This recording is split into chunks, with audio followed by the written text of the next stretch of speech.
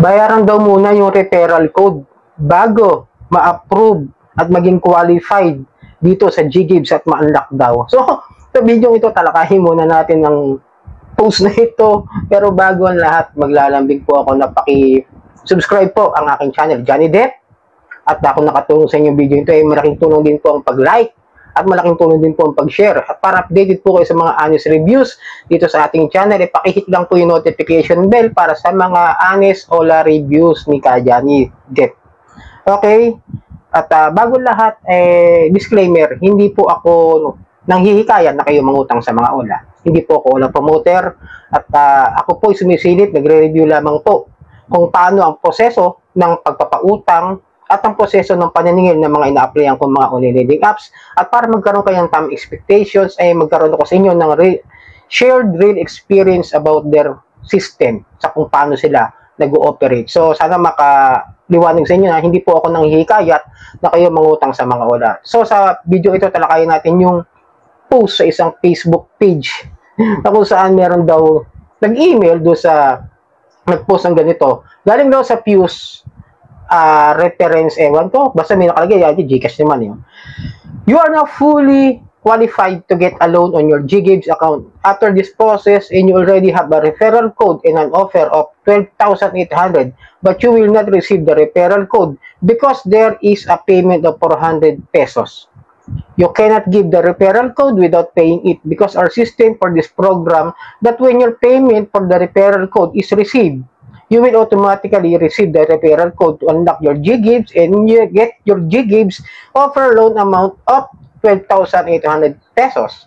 You need to pay for the referral code so you can receive your referral code and pin it to your GGives account to become qualified and unlock it. But parang paulit-ulit, masyadong redundant yung email sa kanya, no? Sabi, yung puro referral code, bayar referral code, bago makapag-approve, mag-referral code, di ba?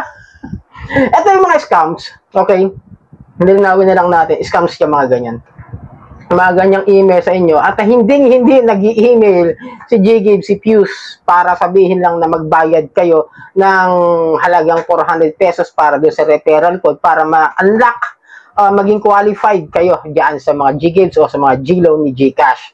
Tandaan nyo, si G-Loan, si Gcash, bumabase yan sa credit score ng inyong Gcash sa kung paano nyo siya gamitin at kung paano siya binabayaran kung kayo may mga loan. Eto, pag ganyan nakatanggap kayo, tandaan nyo, scam. Walang bayad.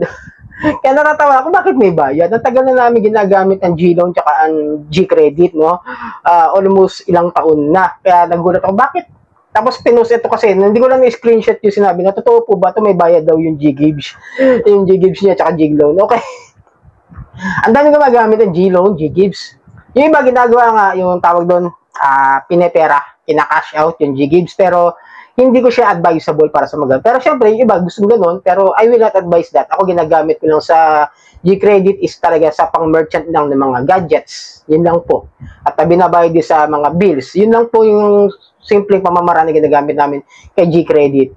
Pero syempre, tandaan nyo, tapos sabi pa, di ba, ma-approve kayo pag binayaran nyo yung 400 ng offer nila ng 12,800. Tandaan nyo, hindi na nga ganun kalaki binibigay ngayon ni GGives eh. Ito lang, no, after ng mga nakaraan, experience lang namin. Nagsimula sa mga 30,000, 20,000. Ngayon, si GGives siya kasi G-Loan, hindi na nagbibigay ng ganun kalalaking halaga. Parang after ng mga 30,000 na loan, mga 20,000 na loan sa G-Loan, 20,000, din sa G-Credit namin, nasa 30,000, hindi na naulit. Binaba na. Siguro daming hindi nagbabayad ng utang. At pero syempre depende pa rin yan sa credit score ninyo kung talagang lagi nyo gamit for payment bills, merchants, sa mga ginagamit nyo pang cash in para sa mga binibili nyo sa mga malls o sa mga either na affiliated nila ng mga merchandise. Okay, doon na po. Diyan tumataas yung credit score ninyo. Hindi siya ganyan sinasabi na mayroong 400 pesos. Sanay ako baga ganyan. Tsaka isa pa, no? Itong si Fuse, baka itong si Fuse, ano na to, yung dating gumagamit o gumaya Fuse Financing ngayon ang pangalan niya, dating Fuse Lending. Kaya nga nag-update po sila doon sa SEC na Fuse Financing na po sila.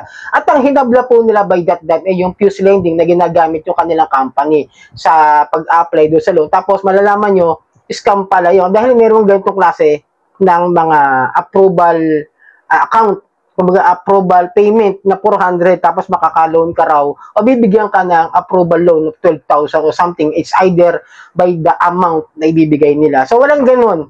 Kalokohan, isang malaking umay mga kadyani. Huwag kayo naniniwala dyan may bayad yung mga G-Loan, G-Gives, G-Credit. Okay? Walang bayad dyan. Ulitin ko, paalala lang. Walang ganun na transaction si Gcash na mababayad muna kayo bago kayo magkaroon ng loan. Okay? So sana nakatulong video ito. Paki-subscribe na lang po ang aking Johnny Depp. Maraming po salamat sa ulitin.